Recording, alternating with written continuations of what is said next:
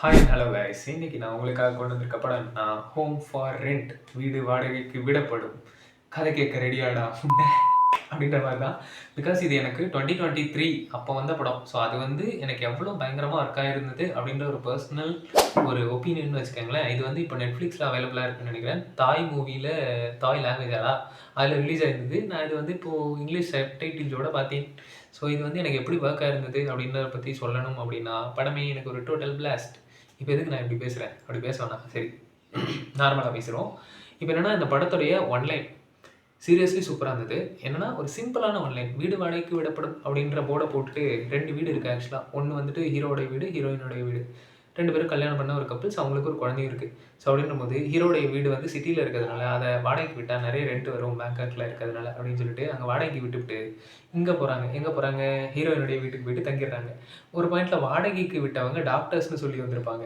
ஆனால் ஒரு நாள் வந்து ஹீரோயின் என்ன பண்ணுவாங்கன்னா, மறுபடியும் நம்ம வீட்டில் ஏதோ ஒரு பொருளை வச்சுருந்தோம், அதை எடுக்க மறந்துட்டோம்னு சொல்லிட்டு எடுத்துகிட்டு வர போவாங்க.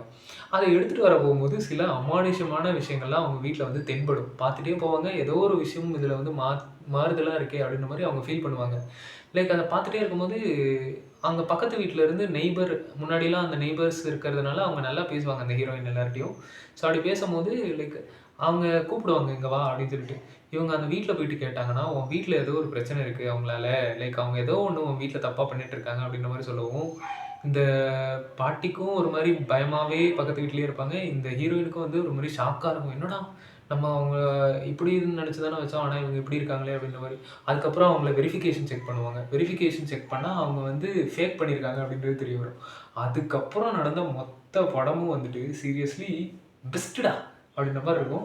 எனக்கு தெரிஞ்சு ட்விஸ்ட் அண்ட் டர்ன்ஸோட ஒரு சீட்டேஜான ஒரு ஹாரர் த்ரில்லர் அப்படின்ற மாதிரி இருந்தது.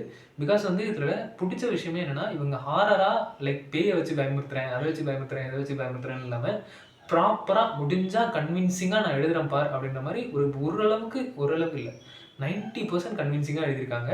பிகாஸ் கன்வின்சிங் ஃபேக்டர்ன்றது படம் ஃபுல்லாக நீங்கள் எதிர்பார்க்கலாம். ஒரு மாதிரி மாற்றி இதை நான் இப்படி காமிச்சேன், இது எதுக்காக இங்கே வந்தது அப்படின்றது இங்கே காமிக்கிறேன் பார் என்ன மாதிரி சூப்பராக காமிச்சிருப்பாங்க. அண்ட் இதில் இன்னொரு முக்கியமான விஷயம்னா, இது ஒரு நார்மலான ஒரு கதைங்க. கேஷுவலாக கடைசியில் எங்கே போய் முடிய போகுது அப்படின்ற மாதிரி தான் இருக்கும். ஆனால் இதை இவங்க எப்படி மாற்றிருக்காங்கன்னா, எடிட் பேட்டர்லாம் மாற்றிருக்காங்க. அப்படியே கலைச்சி போட்டாங்க. அதுக்கப்புறம் எடுத்து நான் இந்த எடிட்டை இங்கே வைக்கிற மாதிரி, இங்கே வைக்கிற மாதிரி, இங்கே வைக்கிற மாதிரி, உனக்கு புரியாது பாரு ஃபஸ்ட்டில் ஒரு 1/2 மணி நேரம். அதுக்கப்புறம் வந்துட்டு நீ இது இங்கே வச்சு இங்கே கனெக்ட் பண்ணினா புரியும் பாரு அப்படின்ற மாதிரி ஈஸியாக கனெக்ட் பண்ணியும் காமிச்சிருக்காங்க. ஸோ நமக்கு வந்து இது புரியாமலாம் போகாது, ஈஸியாக புரியும். அண்ட் அதே சமயத்தில் பயமாகவும் இருக்கும் படம் பார்க்கும்போது. ஒவ்வொரு சீன் பை சீன் படத்தோட 1/4 மணி நேரம் முடிஞ்சதுக்கப்புறம்லாம் ஐயோ இனிமேட்டுக்கு என்ன நடக்கும் போதோ, படம் ஃபுல்லாக இப்படி தான் இருக்கும் போல், ஐயோ நம்மளை வந்து சீட்லேயோ குறைச்சிருப்பாங்க போல், வெளிலலாம் எங்கேயாவது எழுச்சி போனால் பயமாக இருக்கும் போல் அப்படின்ற மாதிரி இருக்கும். ஸோ அதுதான் இந்த படத்துலேயே மிகப்பெரிய ப்ளஸ். அண்ட் மியூசிக் டைரக்டர் இருக்காருல, ஒரு மாதிரி முணுமுணுக்கிற மாதிரி மியூசிக் போட்டிருப்பாருங்க படத்தில். அது வந்து சீரியஸ்லி பயங்கரமாக ஒர்க் ஆயிருந்தது. எனக்கு என்னடா தலைவன் இப்படிலாம் மியூசிக் போடுறான் அப்படின்ற மாதிரி இருந்தது. அவனுங்க ஸ்டைலே வந்துட்டு புதுசாக இருக்குங்க அப்படின்ற மாதிரி தான் இருக்குது. பிகாஸ் அவனுங்க வந்துட்டு மியூசிக்லேயே நிறைய இடத்துல மிரட்டி விட்றானுங்க. அண்ட் அது ஒரு மாதிரி சிம்பிள் கேரக்டர், ஒரு குழந்தை தான் இருக்கும். அந்த குழந்தையோட பயமுறுத்த காட்சிகள் அப்படின்ற மாதிரி ஒரு 4 சீன்ஸ் வச்சுருப்பாங்க. அது எல்லாமே சீரியஸ்லி பார்க்கும்போது அப்பா நெஞ்சு அடைக்கிற மாதிரி இருக்கடா, அந்தளவுக்கு பயமாக இருக்கடா அப்படின்ற மாதிரி இருக்கும். ஓவர் ஹைப்டா அப்படின்னு கேட்டிங்கன்னா, கண்டிப்பாக இந்த படம் ஓவர் ஹைப்டுக்கு வர்த்து அப்படின்ற மாதிரி தான் இருந்தது. அண்ட் அதுக்கப்புறம் இதில் கிட்டத்தட்ட கிளைமேக்ஸ் நெருங்கும் போதெல்லாம் இப்போ என்ன நடக்க போகுதோ, ஐயோ இந்த பேர் கையை பிடிக்கிற மாதிரி இருக்குது அப்படின்ற மாதிரிலாம் பயமாக இருக்கும். ஸோ அதெல்லாம் கண்டிப்பாக ட்ரை பண்ணி பாருங்கள். அண்ட் அதுக்கப்புறம் டேரக்டர் வேலைப்பாடுன்றது கரெக்டாக ப்ராப்பராக உட்காந்து ஸ்கிரிப்ட் எழுதி கரெக்டாக எக்ஸிக்யூட் பண்ணி கரெக்டாக எடுத்திருக்காப்புல. இதில் எந்த விதமான ஃப்ளாஸுமே இல்லாமல் என்னென்ன எதை எக்ஸிக்யூட் பண்ணாரோ அதெல்லாம் எடுத்திருக்காப்புல. அண்ட் முக்கியமாக ஒன்று என்னென்னா, இது சுந்தர் சி கையில் மாட்டாமல் பார்த்துக்கங்கடா, அவன் வந்தானா ஏதாவது ஒரு ஐட்டம் சாங் வச்சு கெடுத்து விட்ருவான்டா அப்படின்ற மாதிரி தான் இருந்தது. இல்லை அப்படிலாம் இல்லை. ஆக்சுவலாக வந்துட்டு அவருக்கு இந்த படம் கிடச்சதுன்னா அவர் வந்து மறுபடியும் பீக்குக்கு வந்துடுவார் அப்படின்ற மாதிரி இருக்குது. பிகாஸ் அவருக்கு மட்டும் அவர் கண்ணில் மட்டும் படம் பார்த்துக்கங்க வேணாம். அவர் தமிழ் ஸ்டைலில் மாத்திரன்னு ரோடெல்லாம் மாற்றி விட்டாருன்னா மொத்தமாக எனக்கு இந்த படம் மறுபடியும் பிடிக்காம போயிடும். ஸோ அதுதான் வந்து ஒரு முக்கியமான விஷயம். ஆனால் படம் சீரியஸ்லி வந்து நீங்கள் கண்டிப்பாக ஒரு முறை ட்ரை பண்ணி பார்க்கலாம்.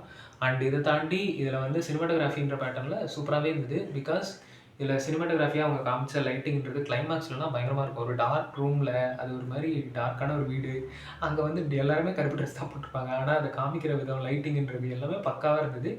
அண்ட் அதுக்கப்புறம் லைக் கேமராவுடைய விஷுவல்ஸ் ஒன்றுமே இல்லை. ஒரு பொண்ணு நடந்து போகும், ஒரு குட்டி பொண்ணு. ஸோ அதுக்கு தலைக்கு பின்னாடிலாம் கேமரா வச்சு ஐயோ அது சாதாரணமாக தானே நடந்து போகுது. ஆனால் நீங்கள் வைக்கிற கேங்கெல்லாம் பெருசாக பயங்கரமாக இருக்குடா. ஒன்றும் இல்லை, ஒரு விண்டோவை ஒருத்தன் க்ளோஸ் பண்ணிவிடும், அதை காமிக்கிற ஆங்கிள் இருக்குது. ஐயோ டப்புன்னு அப்படியே நெஞ்சு அடிக்கிற மாதிரி இருக்கும். எனக்கா டே என்னடா இப்படிலாம் நான் படம் எடுப்பீங்க அப்படிங்கிற மாதிரி இருந்தது.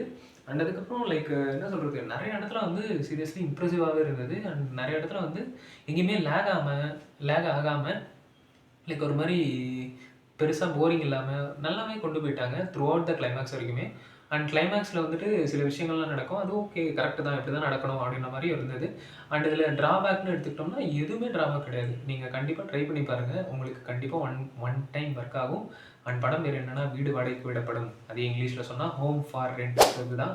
இதை வந்து நீங்கள் நெட்ஃப்ளிக்ஸில் பார்க்கலான்னு நம்புகிறேன். அண்டு என்னோடய வீடியோ பிடிச்சிருந்தா கண்டிப்பாக லைக், கமெண்ட், ஷேர், சப்ஸ்கிரைபு இது எல்லாமே பண்ணிடுவீங்கன்னு நம்புகிறேன்.